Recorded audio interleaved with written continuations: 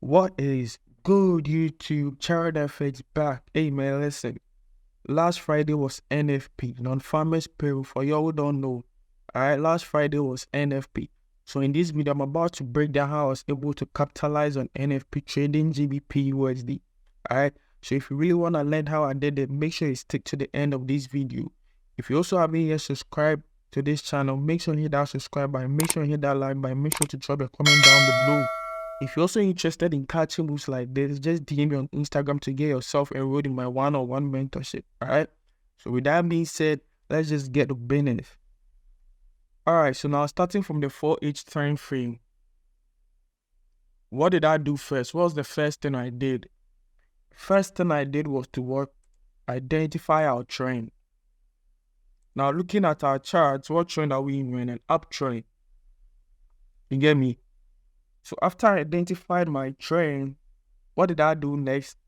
The next thing I did was to identify our market structures. So now let's go into the chart and let's identify our market structures together. So now starting from the left side, what the price do here? Price pushed up to create what? A higher high, came back down to create a higher low, went back up to create a new higher high.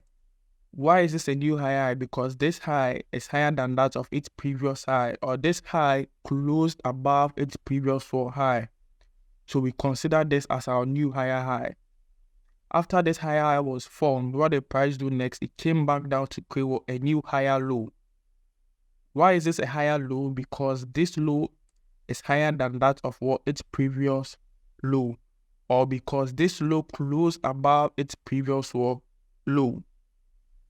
Do you get me? So now this becomes our new higher low. After this higher low was created, what the price do next? Price went back up to create a new higher high.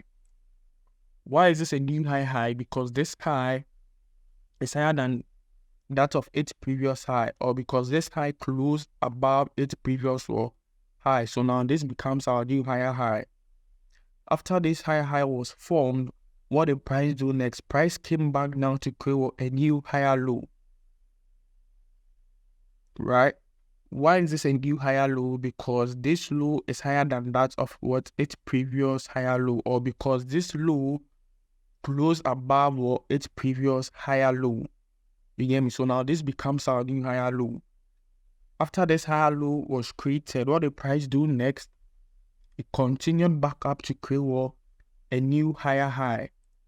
Why is this a new high? Because this high is higher than its previous high, or because this high closed above its previous high. So now this becomes our new higher high. After this higher high was created, what did price do next? Price came back down to create a new higher low. Why is this our new higher low? Because this low closed above what its previous higher low.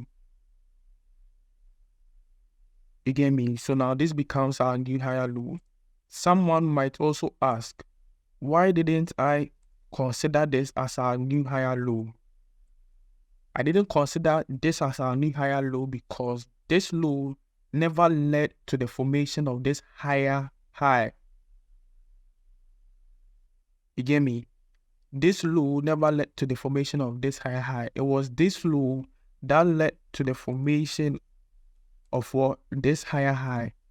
That's why I consider this low our new higher high. Do you understand? Good. So why is this our new higher high? Because this high closed above what? Its previous higher high. So now this becomes our new higher high.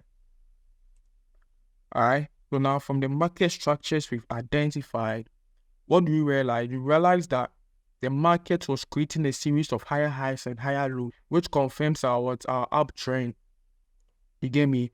So now looking at our chart, you can currently see that price is trading between what?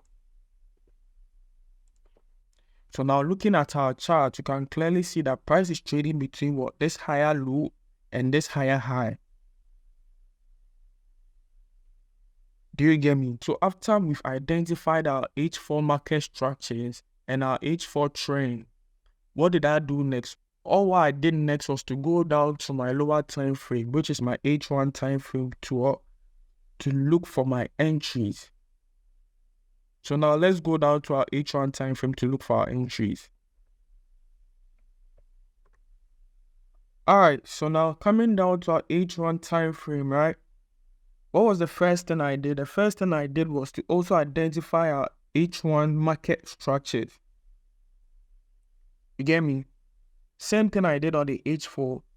That's the same thing I did on the H1. So when I came to the H1 time frame, all I did was to identify our H1 market structures. So now let me zoom out so we all identify the market structures together, right? So starting from here, what the price do? Price created this what? Higher high, right? Remember, we're on the H1 time frame. So after price created this higher high, what did it do next? It came back down to create what? A higher low. You get me? After this higher low was created, what did price do? It came back down to create what? A higher high. After this higher was created, what did price do next? It came back down to create what? A low. After this low was created, what did price do next? It created a high, a low, a high, a low, a lower high. Why didn't I also call this a high? Because this high led to the break of what? This higher low. So at this point, the H1 time frame was no longer bullish. It was now bearish. That's why I'm calling this what? A lower high. You get what I mean? So after price created this lower high, what did price do next? It went back down to create what? A new lower low. You get me? So even at this point, you can say prices were consolidating because price was moving what? Sideways. Alright?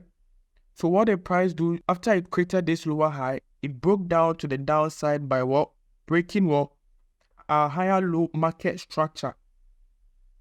Causing what? A change or a shift in market structure from a bullish market structure to what? To a bearish market structure. So from the structures we've identified on the H1, we can see that our H1 was what? Was bearish.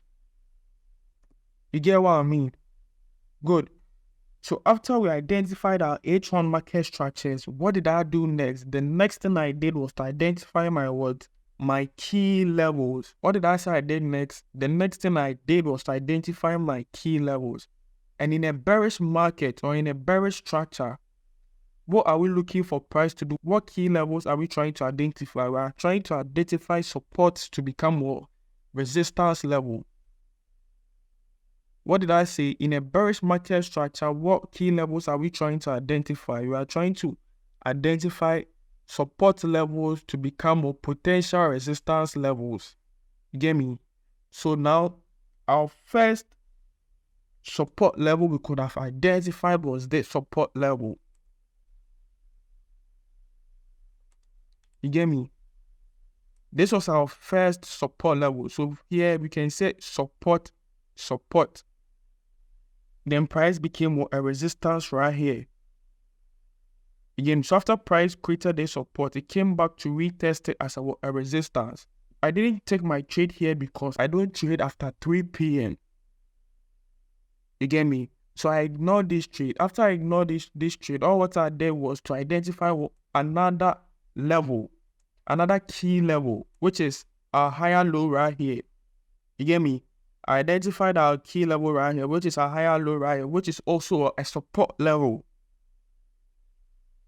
So I do this support and waited for price to retest it as a resistance.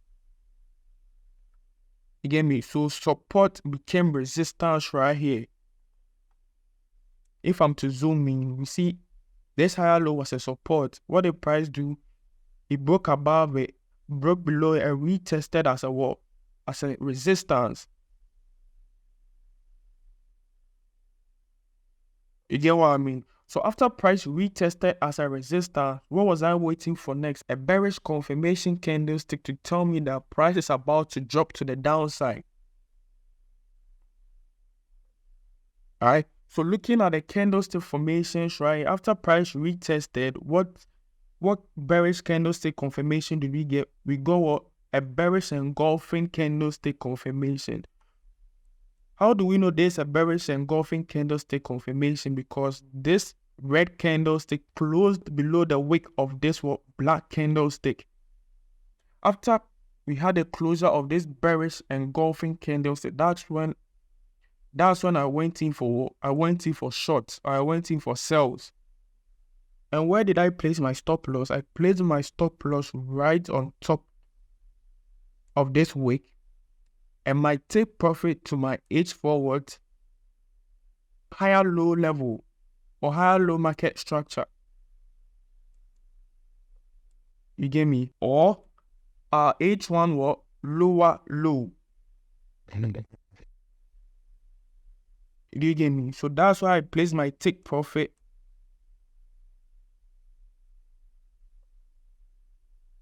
So that's why I placed my take profit, and I placed my stop loss right above the wick of this candlestick, which gives us a risk to reward of 1:3.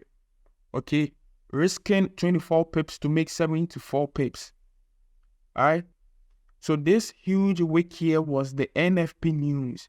The NFP news caused this huge wick here.